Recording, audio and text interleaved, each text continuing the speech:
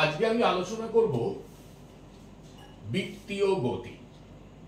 দেখো, বৃত্তীয় গতি এই চ্যাপ্টারটা সমস্ত ধরনের পরীক্ষার জন্য খুব ইম্পর্টেন্ট, তাই তোমরা খুব ভালোভাবে বিষয়টা লক্ষ্য করো।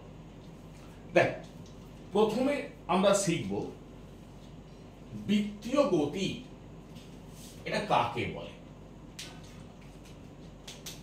তাহলে বৃত্তীয় গতি এটা কাকে বলে এটা আমরা শিখে নেব। দেখ, ধরো একটা কণা একটা বিন্দু বা একটা অক্ষের চারিদিকে বৃত্ত পথে পরিভ্রমণ করছে। ধরো এটা একটা কণা, ও বিন্দুর সাপেক্ষে বা ও বিন্দুকে কেন্দ্র করে বৃত্ত পথে ঘুরছে। বা মনে করো এই অক্ষ সাপেক্ষে একটা কণা বৃত্ত পথে ঘুরছে বা বৃত্ত পথে পরিভ্রমণ করছে। তাহলে কণার যে গতি এটাকে আমরা বলবো বৃত্তীয় গতি। ঠিক আছে, এবার দেখো, এই যে একটা কণা বৃত্ত পথে পরিভ্রমণ করছে, তাহলে এই ঘূর্ণনরত অবস্থায়, দেখো ঘূর্ণনরত অবস্থায় কণাটি একটা বৃত্ত রচনা করছে। তাহলে এই যে কণা ঘুরছে, ঘূর্ণনরত অবস্থায় কণাটা একটা কি করছে না, একটা বৃত্ত রচনা করছে। সেই বৃত্তটা একটা সমতলে থাকে। দেখো, এই যে বৃত্তটা এটা বোর্ডের সমতলে আছে, তাহলে এটাকে বলে ঘূর্ণন তল। তাহলে এটাকে কি বলে? ঘূর্ণন তল। তাহলে একটা কণা যখন বৃত্ত পথে পরিভ্রমণ করে তখন ঘূর্ণনশীল অবস্থায়, মানে এই যে ঘুরছে সেই অবস্থায় কণাটি একটি বৃত্ত রচনা করছে। এই বৃত্তটি যে সমতলে থাকে তাকে বলে ঘূর্ণন তল। এবার আমরা শিখব ঘূর্ণাক্ষ। দেখো, বৃত্তপথের কেন্দ্রগামী এবং ঘূর্ণন তলের উপর লম্ব যে সরল রেখা এটাকে আমরা বলি ঘূর্ণাক্ষ। তাহলে দেখো, এখানে যেমন এখানে কণা এইভাবে বৃত্তপথ সম্পন্ন করছে, এটা বৃত্তের কেন্দ্র, বৃত্তের কেন্দ্রগামী এবং ঘূর্ণন তলের উপর লম্ব। তাহলে এটাকে আমরা কি বলবো? ঘূর্ণাক্ষ বা এক্সিস অফ রোটেশন হলো। এবার আমরা প্রাথমিক বিষয়গুলো আলোচনা করব। প্রথম, কৌণিক সরণ। দেখো, আমরা প্রথম আলোচনা করব কৌণিক সরণ।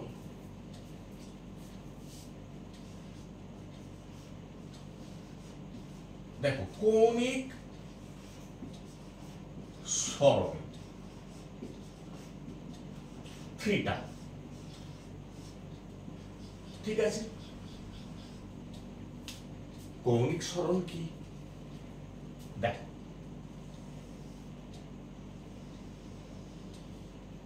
ধরো কণা ও কেন্দ্রীয় বৃত্তের পরিধি বরাবর বৃত্তপথ সম্পন্ন করছে। এখন কণার প্রাথমিক অবস্থান মনে করো এ। কিছু সময় পরে কণা বি অবস্থানে এলো,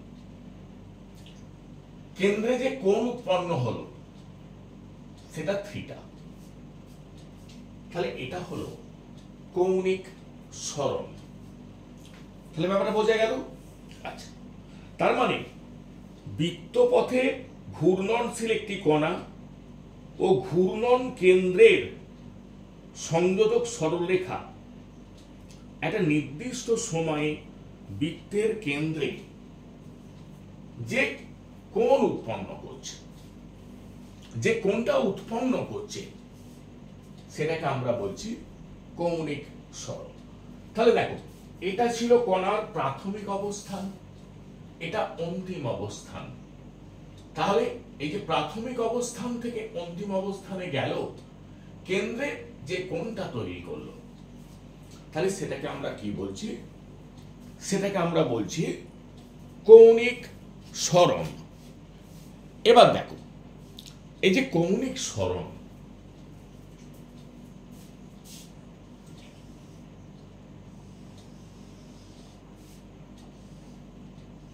দেখো ধরো এখানে কণা ঘড়ির কাঁটার বিপরীত অভিমুখে গেছে, তাহলে এখানে যে কৌণিক সরণ এটা হলো ধনাত্মক।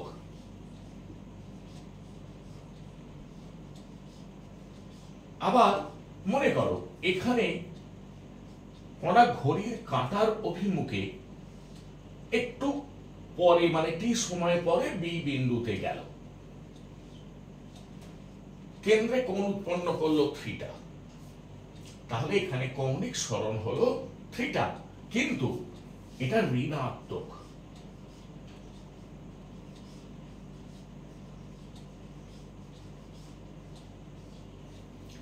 তাহলে কৌণিক সরণ ধনাত্মক, ঋণাত্মক। কখন? ঘড়ির কাঁটার বিপরীত অভিমুখে গেল, কৌণিক সরণ ধনাত্মক। ঘড়ির কাঁটার অভিমুখে গেল, কৌণিক সরণ ঋণাত্মক।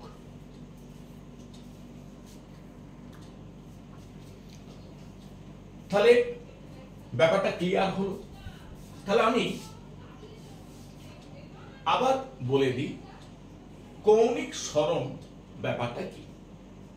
দেখ, বৃত্তপথে ঘূর্ণনশীল কোন কণা এবং ঘূর্ণন কেন্দ্রের সংযোজক সরলরেখা কোন নির্দিষ্ট সময়ে বৃত্তের কেন্দ্রে যে কোণ উৎপন্ন করে সেটা হলো কৌণিক সরণ।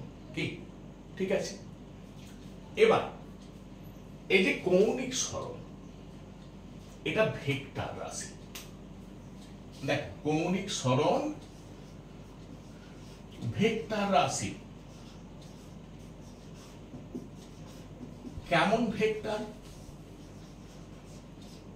অক্ষীয় ভেক্টর। অক্ষীয় ভেক্টর মানে অক্ষ বরাবর ক্রিয়াশীল।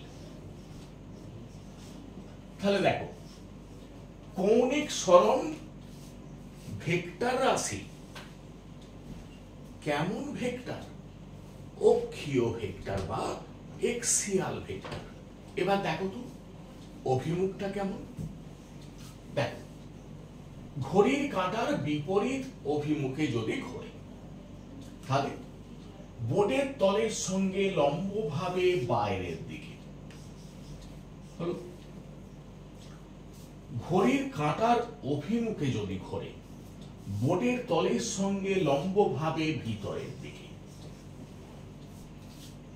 দেখো, তুই ডান হাতটাকে এইভাবে রাখো, ডান হাতটাকে এইভাবে রাখো। দেখ, আঙুলগুলো যেদিকে বেরোচ্ছে মানে ঘড়ির কাঁটার বিপরীত অভিমুখে, বৃদ্ধাঙ্গুষ্ঠ বরাবর হচ্ছে কৌণিক সরণের অভিমুখ। তার মানে আমি যদি অ্যান্টি ক্লকওয়াইজ ডিরেকশনে কৌণিক সরণ ঘটাই, তাহলে বৃদ্ধাঙ্গুষ্ঠ বরাবর অর্থাৎ বোর্ডের তলের সঙ্গে লম্বভাবে বাইরের দিকে। ঘড়ির কাঁটার অভিমুখে যদি কণা ঘড়ি, কৌণিক সরণের অভিমুখ। ঘড়ির কাঁটার অভিমুখে কণা ঘুরলে কৌণিক সরণের অভিমুখ তাহলে কোন দিকে? বোর্ডের তলের সঙ্গে লম্বভাবে ভিতরের দিকে। এবং এটা কোন দিক বরাবর ক্রিয়াশীল? অক্ষ বরাবর। অক্ষ বরাবর ক্রিয়াশীল বলে এটাকে আমরা কি বলি? অক্ষীয় ভেক্টর। ঠিক আছে, এর একক কি? রেডিয়ান। এর একক কি? রেডিয়ান। হলো। এবার আমরা শিখব কৌণিক বেগ। এবার আমরা শিখব কৌণিক বেগ। দেখো,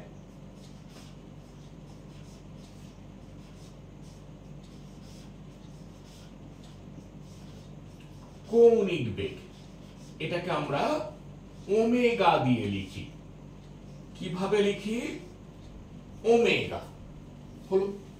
মনে করো বৃত্ত পথে পরিভ্রমণরত একটি কণার টি সময়ে কৌণিক সরণ থিটা। তাহলে একক সময়ে কৌণিক সরণ থিটা বাই টি। তাহলে কৌণিক বেগ ওমেগা মানে থিটা বাই টি। ব্যাপারটা বোঝাতে পারলাম? বৃত্তপথে পরিভ্রমণরত একটি কণার ধরো টি সময়ে কৌণিক সরণ হয়েছে থিটা। তাহলে একক সময়ে কৌণিক সরণ কত? Theta by T. এটাকে আমরা কি বলি? কৌণিক বেগ। ঠিক আছে, এবার দেখো এর এককটা তুমি বুঝে নাও। থিটার একক রেডিয়ান, সময়ের একক সেকেন্ড। তাহলে একক রেডিয়ান পার সেকেন্ড। হলো। এবার দেখো তাৎক্ষণিক কৌণিক বেগ। তাৎক্ষণিক কৌণিক বেগ মনে করো একটি কণা খুব ক্ষুদ্র ডেল্টা টি সময়ের অবকাশে কৌণিক সরণ হলো ডেল্টা থিটা। তাহলে কি বললাম? খুব ক্ষুদ্র ডেল্টা টি সময়ের অবকাশে কৌণিক সরণ হলো ডেল্টা থিটা। তাহলে limit delta T tends to 0 এটাকে আমরা বলবো তাৎক্ষণিক কৌণিক বেগ, বা ক্যালকুলাসের পরিভাষায় বলবো ডি থিটা ডিটি। তাহলে এটা কি হলো?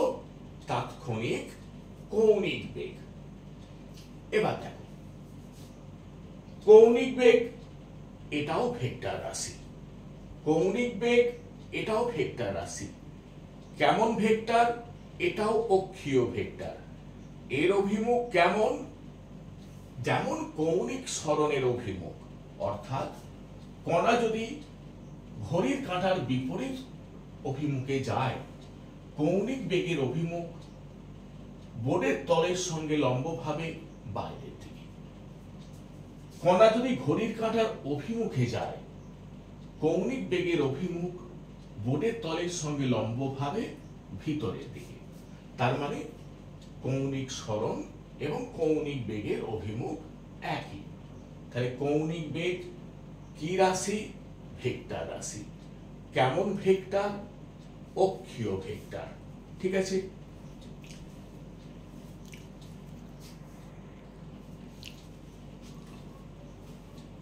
তাহলে কৌণিক বেগ কাকে বলে? কৌণিক বেগ কাকে বলে?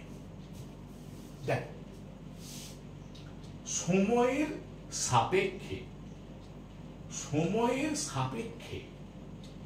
কৌণিক সরণের হারকে কৌণিক বেগ বলা হয়। আবার বলি, সময়ের সাপেক্ষে কৌণিক সরণের হারকে কৌণিক বেগ বলা হয়। এবার দেখো আমরা একটা বিষয় শিখে নেব, সেটা কি? গড় কৌণিক বেগ। গড় কৌণিক বেগ মনে করো বৃত্তপথে পরিভ্রমণরত কোন সময় মানে কণার কোন নির্দিষ্ট সময়ে যে কৌণিক সরণ হয় এবং সেই সময়ের অবকাশের যে অনুপাত, সেটাকে আমরা বলবো গড় কৌণিক বেগ। মানে ধরো একটা কণা বৃত্তপথে ঘুরছে, কখনো জোরে যাচ্ছে, কখনো আস্তে যাচ্ছে। আমরা এটার একটা গড় চাই, অ্যাভারেজ চাই। তাহলে একটা নির্দিষ্ট সময় অবকাশে তার যে কৌণিক সরণ হলো এবং ওই সময়ের অবকাশের যে অনুপাত, এটাকে আমরা বলবো গড় কৌণিক বেগ। কি ব্যাপারটা বোঝা গেল? এবার দেখো, যদি দেখা যায় যে কণা বৃত্তপথে পরিভ্রমণ করছে এবং এর কৌণিক বেগ একই, তাহলে আমরা এটাকে বলবো সমকৌণিক গতি। মানে ধরো একই কৌণিক বেগে ঘুরছে, তাহলে সেটা সমকৌণিক গতি। ঠিক আছে, এবার লক্ষ্য করো,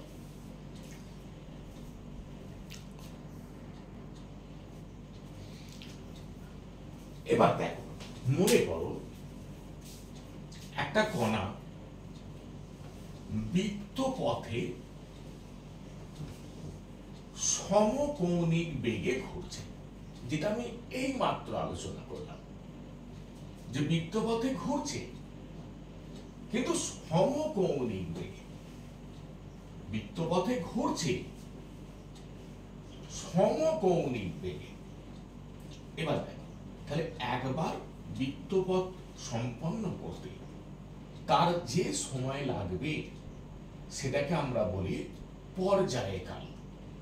ঠিক আছে, তাহলে দেখো আমরা একটু আগে শিখেছি ওমেগা মানে থিটা বাই টি, ওমেগা মানে থিটা বাই টি, তাহলে বা টি মানে থিটা বাই ওমেগা। এবার দেখো, এই যে একবার ঘুরছে, এই যে একবার ঘুরলো, তাহলে কৌণিক সরণ কত হলো? কৌণিক সরণ হলো 2π। তাহলে একবার যদি পূর্ণ আবর্তন করে তাহলে কৌণিক সরণ 2π। সেক্ষেত্রে যে সময় লাগবে এটাকে আমি ক্যাপিটাল টি দিয়ে লিখছি, তাহলে থিটাটা কত? 2π বাই ওমেগা। তাহলে এটা আমি কি পেয়ে গেলাম? এটা আমি পেয়ে গেলাম পর্যায়কাল। তাহলে দেখো, পর্যায়কাল ক্যাপিটাল টি মানে 2π বাই ওমেগা, এটা তোমরা মনে রাখবে। এবার দেখো কম্পাঙ্ক, 1 সেকেন্ডে বৃত্তপথ বরাবর যতবার পূর্ণ আবর্তন হবে, 1 সেকেন্ডে যতবার পূর্ণ আবর্তন হবে সেটাই হলো কম্পাঙ্ক। তাহলে দেখো, টি সময় বা টি সেকেন্ড সময়ে পূর্ণ আবর্তন হচ্ছে কবার? একবার। তাহলে 1 সেকেন্ড সময়ে পূর্ণ আবর্তন হচ্ছে 1/t বার। তাহলে এটাকে আমি কি বলি? কম্পাঙ্ক। তাহলে কম্পাঙ্ক মানে 1/t। তার মানে দেখো, টি মানে 2π বাই ওমেগা, তাহলে এটা ওমেগা বাই 2π। এটাও মনে রাখবে সকলে, কম্পাঙ্ক মানে ওমেগা বাই 2π বা ওমেগা মানে 2πn, এটাও মনে রাখতে হবে। তাহলে পরবর্তী ক্ষেত্রে দেখবে এই জিনিসগুলো মনে রাখলে তোমরা অনেক সুবিধা পাবে। তাহলে দেখো, ওমেগা মানে কি হলো? 2πn। ঠিক আছে, এবার দেখো কম্পাঙ্কের একক আমরা জানি হার্জ, যেটাকে আমরা সাইকেলস পার সেকেন্ড বলি। আচ্ছা, যাই হোক, এবার আমরা এখানে একটা বিষয় শিখে নেব। কি আরপিএম আর আরপিএস দেখবে পরবর্তী ক্ষেত্রে তোমাদের খুব কাজে লাগবে। দেখো, আরপিএম মানে কি? Revolution per minute.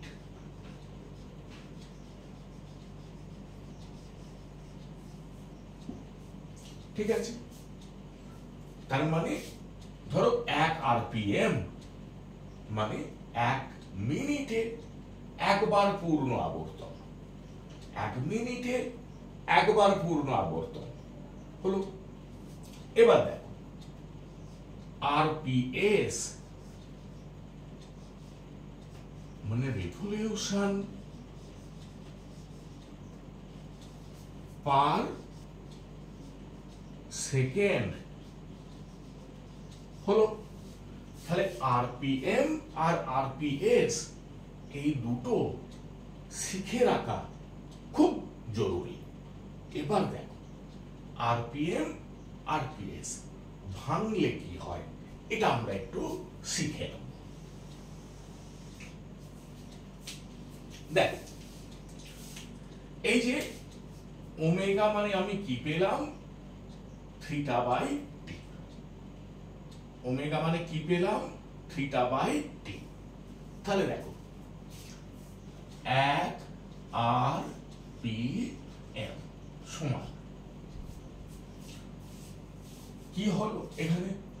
1 আরপিএম, 1 মিনিটে একবার পূর্ণ আবর্তন। তারপরে 1 মিনিট মানে 60 সেকেন্ড, একবার পূর্ণ আবর্তন মানে 2 পাই রেডিয়ান। তাহলে থিটাটা কত? 2 পাই রেডিয়ান। 2 পাই রেডিয়ান। টিটা কত? 60 সেকেন্ড। তাহলে আবার বলি, আরপিএম রেভলিউশন পার মিনিট। 1 মিনিটে একবার পূর্ণ আবর্তন। 1 মিনিট মানে 60 সেকেন্ড। তাহলে এখানে টিটা কত? 60 সেকেন্ড। একবার পূর্ণ আবর্তন মানে কৌণিক সরণ কত? 2 পাই। তাহলে দেখো, 1 RPM pi by 30 radian per second. তাহলে দেখো, অঙ্ক করতে গেলে এইটা তোমাদের মুখস্থ রাখতেই হবে, কারণ তুমি বারবার এটাকে চেঞ্জ করতে পারবে না। তাহলে 1 আরপিএম মানে pi by 30 radian per second, এটাকে তোমাদের মনে রাখতে হবে।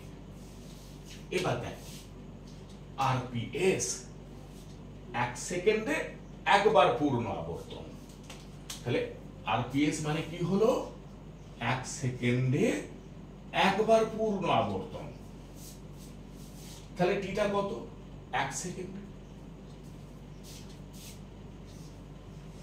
1 সেকেন্ড। থিটাটা কত? 2 পাই রেডিয়ান।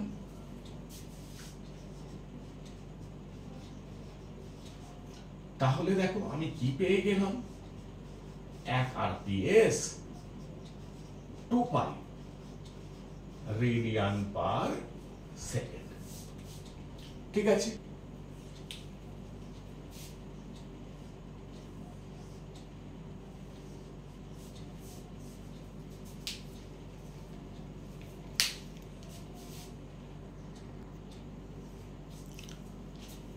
এবার দেখো, আমরা আলোচনা করব কৌণিক ত্বরণ। দেখো, কৌণিক ত্বরণ কি? যে বৃত্তপথে পরিভ্রমণরত কোন কণার সময়ের সাপেক্ষে কৌণিক বেগ পরিবর্তনের হারকে কৌণিক ত্বরণ বলা হয়। মনে করো, আমরা একটা পাখার সুইচকে অন করলাম, তার কৌণিক বেগটা আস্তে আস্তে বাড়ছে। আবার মনে করো, পাখাটা চলছে, তুমি সুইচটা অফ করে দিলে, তাহলে কৌণিক বেগ কমে কমে কমে কমে শূন্য হলো। তাহলে তুমি যখন অন করলে কৌণিক বেগ বাড়ছে, যখন অফ করলে কৌণিক বেগ কমছে, তার মানে কি কৌণিক বেগের পরিবর্তন হচ্ছে। তার মানে বৃত্তপথে পরিভ্রমণরত কোনো কণার সময়ের সাপেক্ষে কৌণিক বেগ পরিবর্তনের হারকে বলা হয় কৌণিক ত্বরণ। ধরো একটা কণা বৃত্তপথে ঘুরছে, কণা বৃত্তপথে ঘুরছে, বৃত্তের কেন্দ্র ও কোনো একটা মুহূর্তে কণা এই অবস্থানে আছে, তখন মনে করো কৌণিক বেগ ওমেগা ওয়ান। টি সময় পরে কণা বিতে গেল, তখন কৌণিক বেগ ওমেগা টু। তাহলে টি সময়ে কৌণিক বেগের পরিবর্তন কত হলো? দেখো টি সময়ে কৌণিক বেগের পরিবর্তন কত হলো? Omega two minus omega one. তাহলে একক সময়ে কৌণিক বেগের পরিবর্তন কত? Omega two minus omega one by T. এটাকে আমরা বলবো কৌণিক ত্বরণ। এটাকে লিখবো কি দিয়ে? আলফা দিয়ে। লিখবো কি দিয়ে? আলফা দিয়ে। এবার দেখো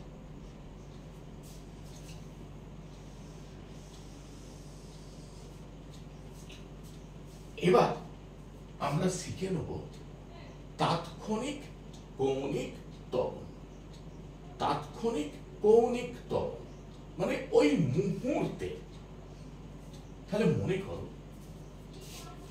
বৃত্তপথে পরিক্রমণরত কোনো কণার খুব ক্ষুদ্র ডেল্টা টি সময়ের অবকাশে কৌণিক বেগের পরিবর্তন ডেল্টা ওমেগা। লিমিট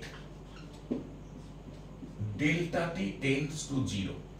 তাহলে এটাকে আমরা বলি তাৎক্ষণিক কৌণিক ত্বরণ। ক্যালকুলাসের পরিভাষায় আমরা কি লিখব? D omega dt. ঠিক আছে, এবার দেখো আমরা একটু আগে শিখে ফেললাম ওমেগা মানে ডি থিটা ডিটি। তাহলে দেখো তো আলফাটাকে আমি কি লিখতে পারি? D DT omega D theta DT.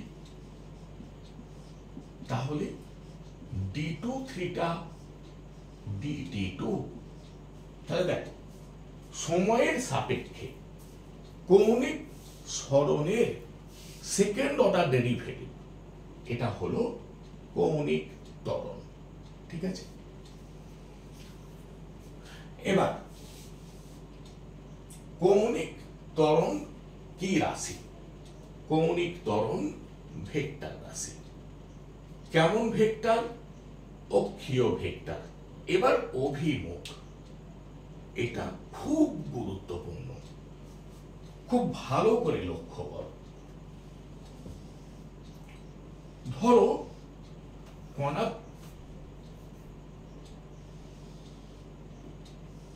ঘড়ির কাঁটার বিপরীত দিকেই ঘুরছে। ধরো আমি দুটো ক্ষেত্র বিবেচনা করছি, দুটো ক্ষেত্রেই কণা ঘড়ির কাঁটার বিপরীত অভিমুখে ঘুরছে। হলো, এখন ধরো এখানে কৌণিক বেগ ওমেগা ওয়ান, এখানে omega two. Omega two greater than omega one. Omega two greater than omega one. তাহলে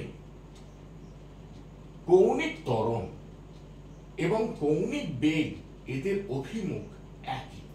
ঠিক আছে, কৌণিক বেগ এবং কৌণিক ত্বরণ দুটোরই অভিমুখ একই। এক্ষেত্রে কোন দিকে? বোর্ডের তলের সঙ্গে লম্বভাবে বাইরের দিকে। ঠিক আছে, তাহলে কৌণিক ত্বরণের অভিমুখ যেদিকে, কৌণিক বেগের অভিমুখও সেই দিকে। কিন্তু মনে করো এখানে কৌণিক বেগ ওমেগা ওয়ান, ধরো বি অবস্থায় কৌণিক বেগ ওমেগা টু, কিন্তু ওমেগা টুটা লেস দেন ওমেগা ওয়ান, তাহলে কিন্তু কৌণিক ত্বরণ আর কৌণিক বেগ বিপরীত অভিমুখে হবে। এখন দেখো, ঘড়ির কাঁটার বিপরীত দিকে যদি কণা বৃত্তপথে পরিভ্রমণ করে, তাহলে কৌণিক বেগের অভিমুখ কি? বোর্ডের তলের সঙ্গে লম্বভাবে বাইরের দিকে। তাহলে এক্ষেত্রে কৌণিক ত্বরণের অভিমুখ কোন দিকে হবে? ভেতর দিকে। তার মানে দেখো, এই যে omega two greater than omega one, তার মানে কৌণিক বেগ বাড়ছে, কৌণিক ত্বরণ, এখানে কৌণিক বেগ কমছে, তাহলে কৌণিক মন্দন। ঠিক বোঝা গেল? তাহলে ওমেগা টু গ্রেটার দেন যদি ওমেগা ওয়ান হয়, তাহলে কৌণিক বেগ এবং কৌণিক ত্বরণ একই দিকে, কিন্তু ওমেগা টু লেস দেন যদি ওমেগা ওয়ান হয়, তাহলে কৌণিক ত্বরণ কৌণিক বেগের বিপরীত অভিমুখে ক্রিয়াশীল হবে। ঠিক সকলে বুঝতে পেরেছো?